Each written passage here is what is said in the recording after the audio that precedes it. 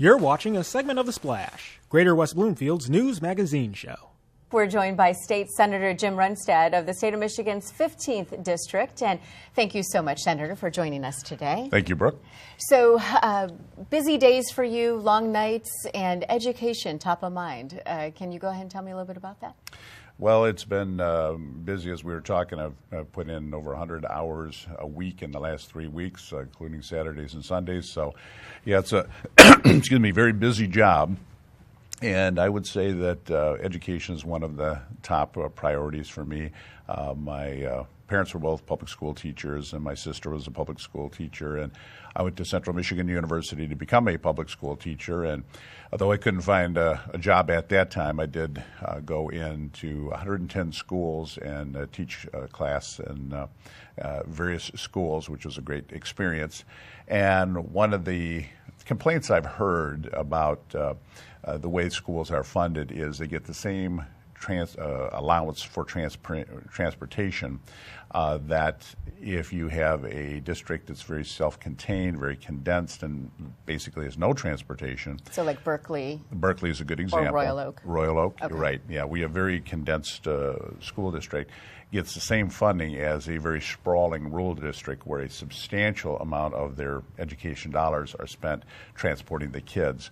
So I'd like to get some additional funding for those sprawling districts so that they can basically be on par with these condensed districts in terms of all the money going to educate the children. So interesting that you were going to be a teacher and you went into politics. What was the deciding factor for you?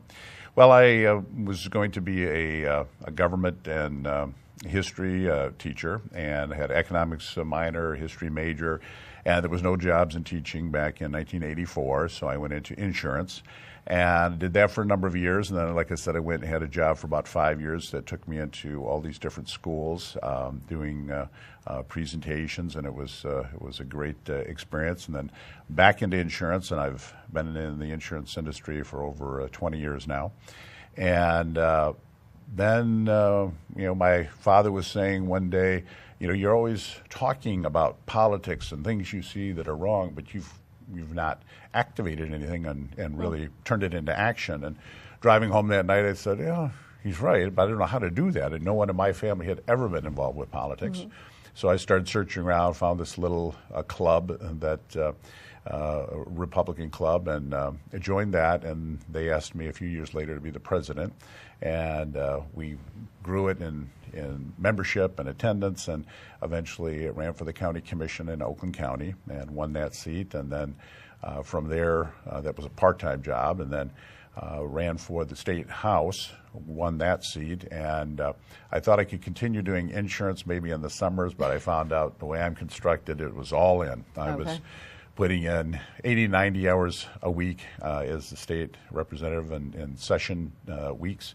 And my wife kept saying, well, when is this going to slow down? I said, any week, it's going to slow down. Well, anytime. Yeah, it's never slowed down, so she now knows it's just the way I'm made. I put in a lot of hours between working on legislation and reading bills and things in the district. You can do this job 24/7. So you mentioned insurance, and I know that this is a big issue on the table right now, auto insurance. Yes. So tell me a little bit about this. What are your thoughts on auto insurance and the cost of it in Michigan? Michigan has either the highest or one of the highest rates of insurance premiums in the nation. And we really have to do something about that. And it is the number one priority of the Republican House and Senate is to reduce the cost of insurance.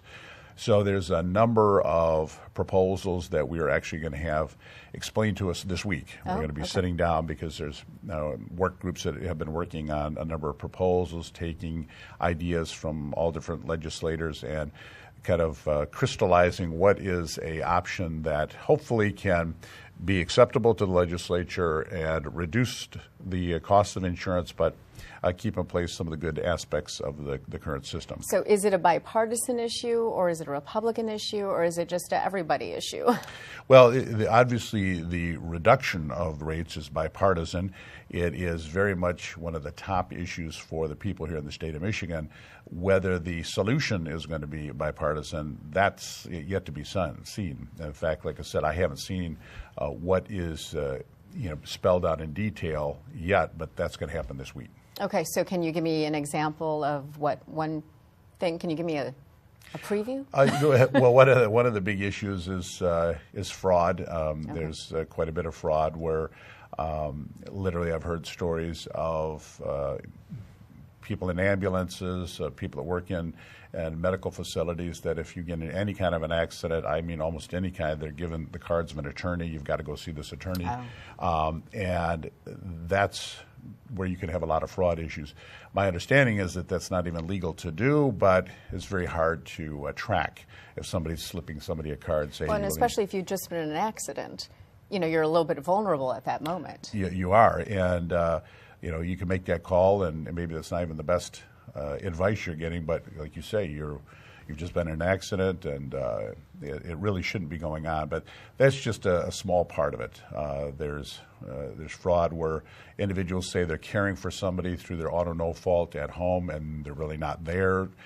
There's individuals that say they were injured and they're out playing golf or climbing mountains, and so that's just one example. There's so many different aspects of the auto no fault system that have to be looked at, and it's one of the probably the most complex thing that I've seen since I've been in the legislature. Is the moving parts of auto no fault just seem like they never end, and then to try to get everybody, or at least a majority, that are going to agree in the House and Senate that this is a good fix is going to be the real task ahead of us. So if there's one thing that you could change, and there were no votes needed, and you could just say, okay, well, this is what needs to be fixed, let's just do it, and you have the final say, what would it be? It would be having some kind of a real strong fraud authority to make sure that we're eliminating fraud. Nobody should be defrauding the system on the ratepayers, and that ratepayers are going to pay for that fraud. So that would be the number one area I'd like to address. And as far as education, that's one of your top priorities? My top priority in the whole appropriation, I would like to see us get a transportation categorical, because the fundamental unfairness of trying to educate the kids with such a substantial part of your budget going to transport the kids, and other school districts have no transportation costs. So I'd like to see that fixed.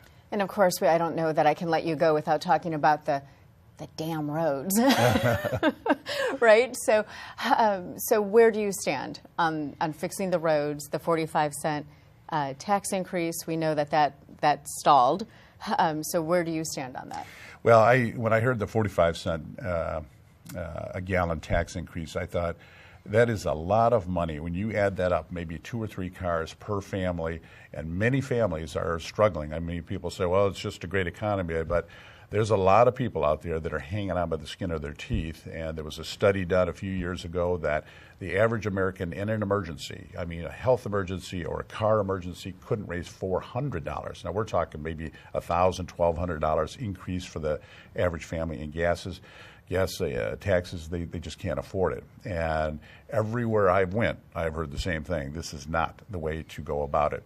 So there's 2 more years to get the full funding of the past gas tax implemented. It's not entirely implemented. So we're going to see more orange barrels out because of that. And then we're also looking, because we feel we found more money in the budget to put into roads on top of that. We're going to see how that goes, because a problem they had in the past is they gushed out billions of dollars into road funding all at once. There's no vendors that can handle that in Michigan, so there were out-of-state vendors coming in, slapping out asphalt all over, terrible work, huge bonding costs. That's what we're still paying off from decades ago. So we're trying to do it in a very logical, methodical way, but make sure that we do get these roads fixed. And it sounds like by Michigan companies. That's important. That's Absolutely important. Right? Yes. Okay, thank you so much. It has been a pleasure to speak to you today. Thank you, Brooke. And stop working so hard, will you? If I can learn how to do it, I will. Your wife wants you home for dinner. She does. And we've been joined by State Senator Jim Runestad of the state of Michigan's 15th District.